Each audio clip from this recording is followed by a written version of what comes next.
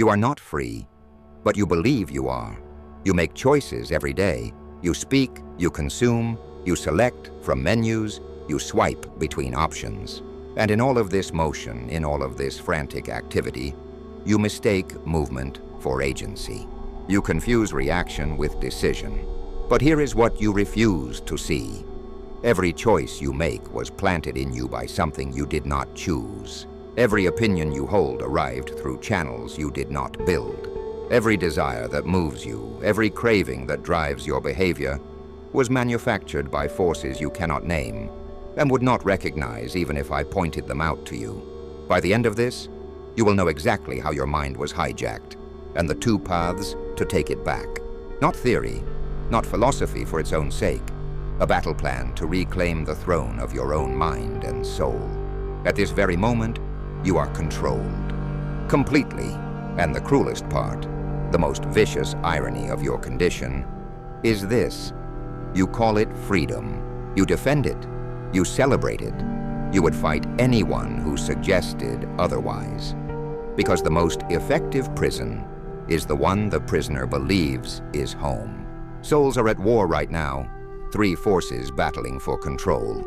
Reason, the guardian of truth, and the faculty that sees what is real. Spirit, the enforcer of will, the part of you capable of courage and righteous anger.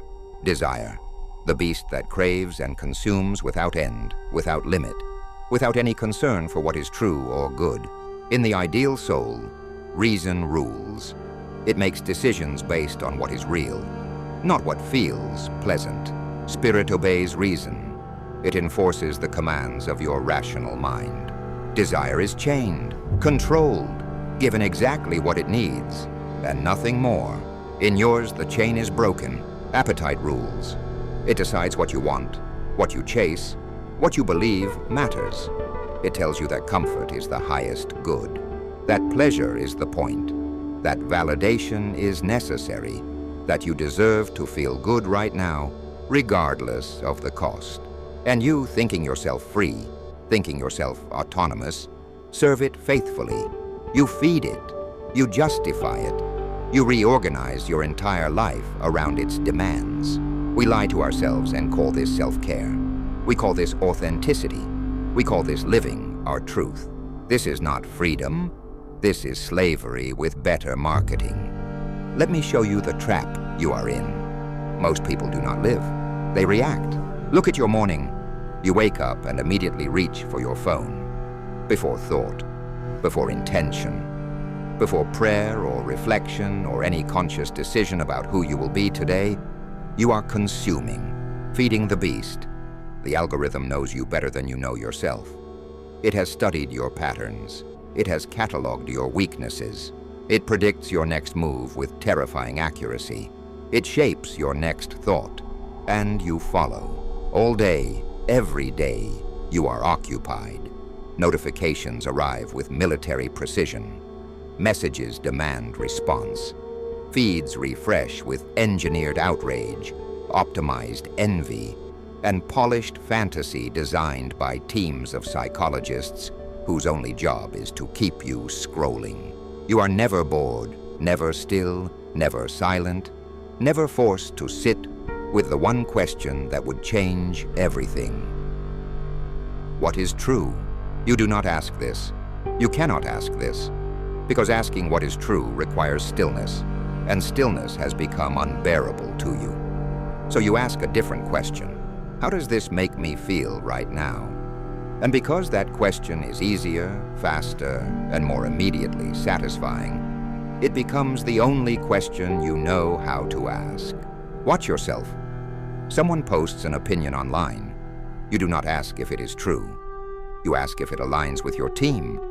You ask if it feels right. You ask if agreeing with it will make you look good, or disagreeing with it will make you look bad. Truth is not even in the equation. It has been replaced entirely by tribal affiliation and emotional resonance. This is what Plato meant when he spoke of opinion versus knowledge. Opinion is what feels right. Knowledge is what is right. And the gap between them is the gap between slavery and freedom. Stimulation is confused with thought. Reaction is confused with reflection. And slowly, without noticing, without any dramatic moment of collapse, your capacity for reason dies. You lose the ability to hold a complex thought. You lose the patience to follow an argument to its conclusion. You lose the discipline to sit with uncertainty long enough to find truth. And in the space where reason used to be, something else moves in. Impulse. Craving. The insatiable need for novelty and stimulation and validation. This is called the tyrannical soul. Not because a tyrant rules you from outside, but because tyranny rules you from within. One appetite, one craving, one unexamined desire takes control of everything else. And every other part of you, every higher faculty, every noble potential, every capacity for greatness becomes a slave to that single master. You think you are thinking. You are not. You are being thought through. The inputs you consume become the outputs you produce. Your judgments are not your own. They are assembled from fragments of other people's agendas, delivered in bite-sized pieces designed for maximum emotional impact and minimum rational scrutiny, and accepted without question, because questioning is hard and you are tired, and there is always another notification demanding your attention. This is the cave. Plato depicted this perfectly. Prisoners chained from birth, facing a wall, watching shadows projected by a fire behind them. They see only shadows. They have seen only shadows their entire lives, and because shadows are all they have ever known, they mistake them for reality itself. They argue about the shadows. They become experts in shadow interpretation. They build their entire identity around their ability to predict which shadow will appear next. And they never once turn around to see what is casting them. Why? Because turning around requires admitting you were wrong. It requires accepting that everything you thought was real is just a projection. It requires leaving behind everyone still staring at the wall, everyone who will call you crazy for suggesting there is something more. And that kind of loneliness, that kind of social death, feels unbearable. So you stay. You call the cave home. You call the shadows truth. You call your chains freedom. And you get angry, genuinely angry, at anyone who suggests you could leave. But here is what those chains are costing you. Your time. The average person spends 4 hours a day on their phone. Not working, not creating, scrolling, consuming content designed to keep you consuming. 4 hours, 1/6 of your waking life, gone, and you will never get it back. Over a year, that is 60 days. 2 full months of your life spent staring at a screen, absorbing content you will not remember, engaging with people you do not know, chasing dopamine hits that leave you emptier than before. Your attention, the most valuable resource you possess, more valuable than money, more valuable than time. Because attention is the currency of thought, and thought is the currency of creation. Whatever you give your attention to grows. If you give it to shallow content, to outrage, to envy, to distraction, that is what grows in you. Right now, your attention is fragmented, scattered across a dozen apps, 100 tabs, 1,000 notifications. You cannot focus for more than a few minutes without reaching for your phone. You cannot sit in silence without feeling anxious. You cannot be alone with your thoughts because your thoughts have become intolerable. This is not accidental. This is engineered. There are billion-dollar industries built on the exploitation of your attention. And they are winning. Your judgment. You no longer know what you think. You know what your feed thinks. You know what your tribe thinks. You know what will get likes, what will get shares, what will make you look good to the audience you have internalized.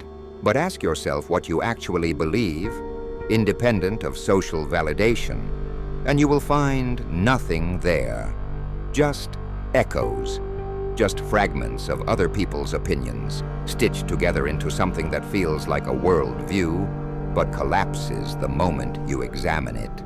Your peace. You are anxious, constantly, not because your life is in danger, but because you have conditioned yourself to expect constant stimulation, constant novelty, constant validation.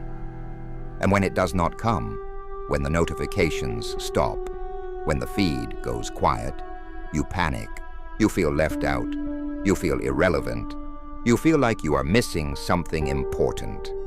And so you refresh, you check, you scroll, and the cycle continues. This is the cost. Your time, your attention, your judgment, your peace, all sacrificed to the altar of algorithmic engagement. And for what? For nothing. For shadows.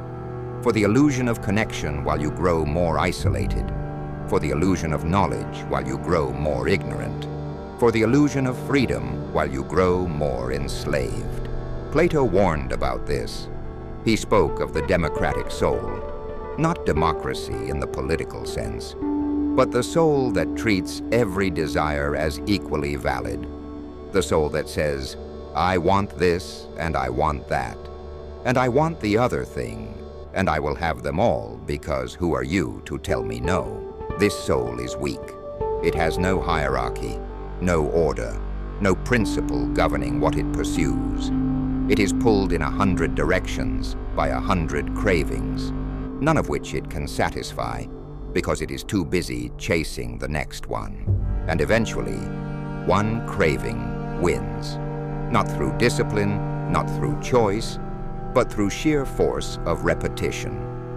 One appetite grows so strong, so dominant, that it takes over everything else, and the democratic soul becomes the tyrannical soul. You are here, right now.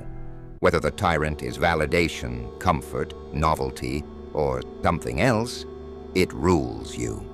And it will continue to rule you until you take it back. This is not inevitable. You are not a victim. The chains are off. They have always been off. You are not imprisoned. You are complicit. And that is good news. Because if you are complicit, you can stop. Here is the path out. Plato gives you two approaches. Both require work, both require pain, and both work if you commit. Approach 1, reclaim your attention. Your mind is a city under siege. Every algorithm, every notification, every engineered piece of content is a battering ram aimed at the gates.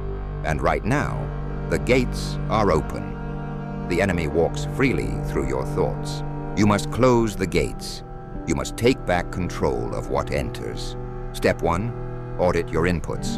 For 1 week, track everything you consume. Every app, every video, every article, every conversation. Write it down. Be honest. At the end of the week, ask yourself one question. Is this making me better or worse?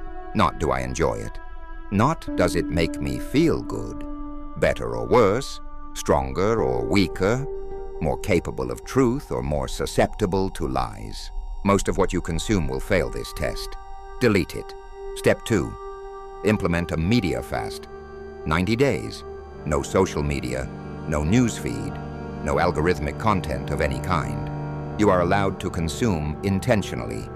If you want to read an article, type the URL. If you want to watch a video, search for it. No autoplay, no recommendations, no feed. This is not about becoming a hermit. This is about breaking the reflex. Right now, you reach for your phone the way a smoker reaches for a cigarette. Unconsciously, compulsively. You do not choose to scroll. You just do. The fast breaks the reflex. It teaches you that you can choose, that you are not a slave to the algorithm, that you can live without constant stimulation. The first week will be hell. You will feel withdrawal, literal withdrawal. Your brain has been conditioned to expect dopamine hits every few minutes, and when they stop coming, it will scream. Ignore it. Sit with the discomfort. Let it wash over you. Do not fill the void with something else.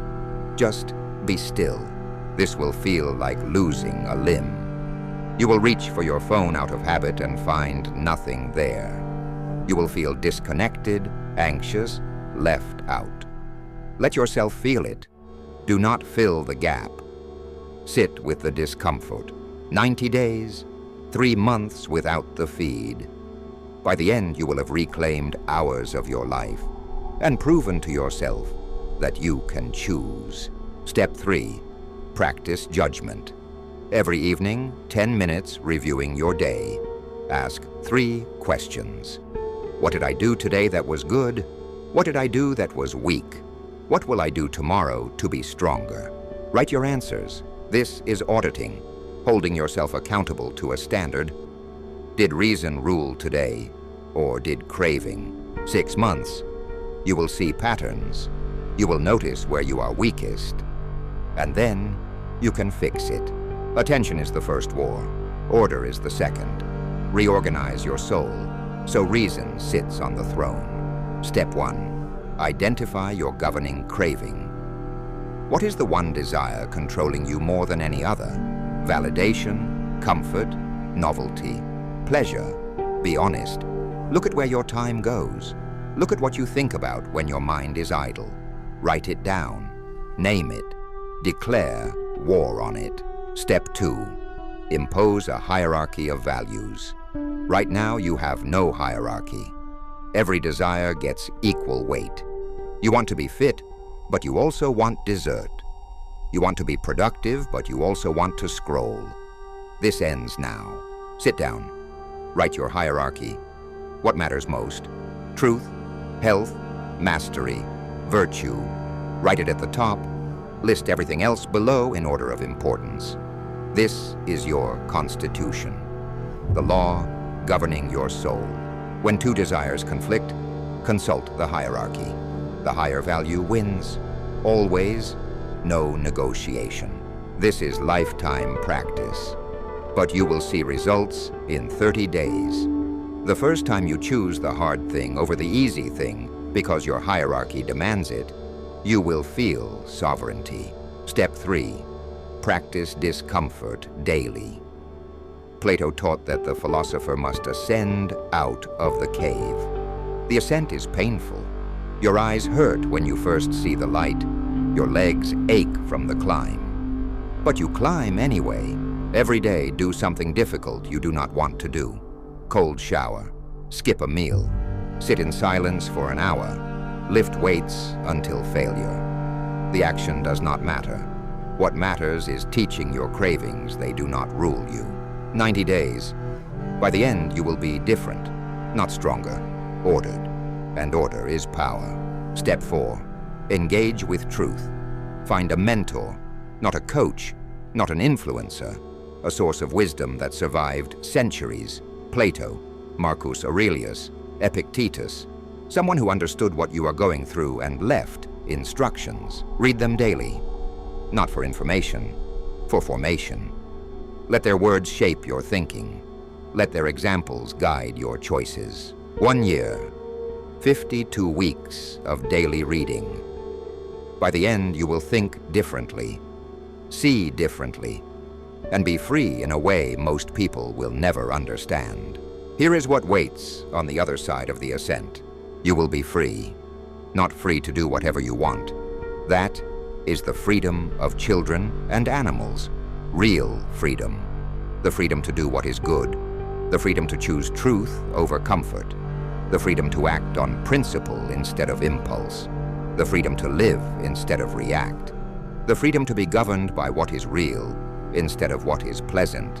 This is what Socrates meant when he said the unexamined life is not worth living. He did not mean you should navel gaze. He meant that a life spent reacting to impulses, following urges, serving appetites, is not a human life. It is something less. And once you have tasted what it means to truly govern yourself, you cannot go back. You will have options. Right now, you have none. You think you do. You think every choice is yours.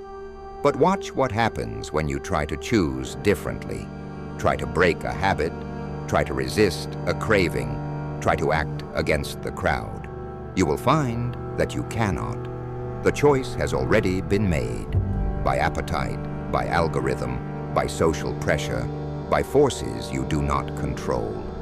Your so-called freedom is the freedom to choose from a pre-approved menu of options, none of which lead anywhere worth going. But when reason rules, when your soul is ordered, when you have done the work of ascending out of the cave, you see clearly. You assess situations without the distortion of fear or craving. You evaluate options based on what is true, not what feels safe or pleasant. You choose based on principle, not pressure. This is power, not the power to dominate others, the power to govern yourself. And this is the only power that matters. The tyrant fears losing his throne every moment. The slave fears his master. But the philosopher fears nothing, because he has mastered the only thing that can truly threaten him, himself. You will have peace, not the peace of comfort, not the peace of avoiding all conflict, the peace of order.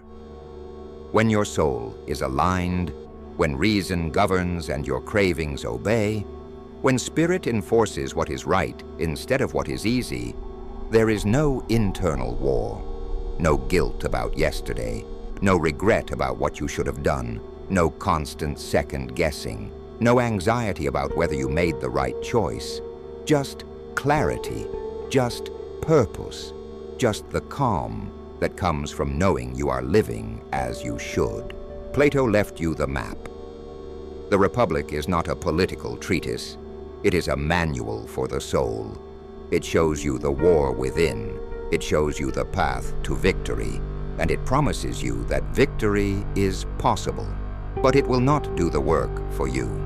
You must choose every day, every moment, reason or appetite, order or chaos, ascent or drift. And the choice is now, not tomorrow, not when you feel ready, not when it is convenient. Now, claim your liberty or stay in chains and call it freedom. The choice has always been yours.